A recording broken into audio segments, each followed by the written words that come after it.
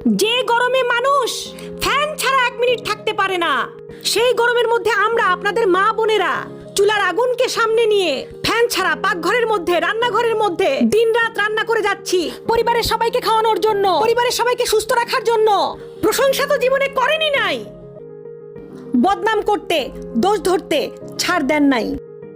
আমরা মা বোনেরা দেখবেন সারাদিন শ্বশুরবাড়িতে কাজ করার পরেও নাম পাই না, কিন্তু তরকারিতে যদি একদিন লবণ কম হয় কত কথা যে শুনতে হয় তার ঠিক নাই।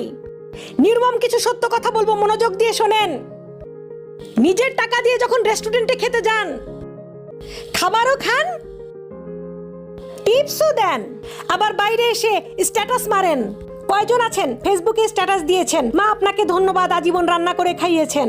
কয়জন স্বামী আছেন স্ট্যাটাস দিয়েছেন, বউ তোমাকে ধন্যবাদ, অক্লান্ত কষ্ট সহ্য করে তুমি আমাকে রান্না করে খাওয়াইছো। কয়জন আছে? একজনও নাই।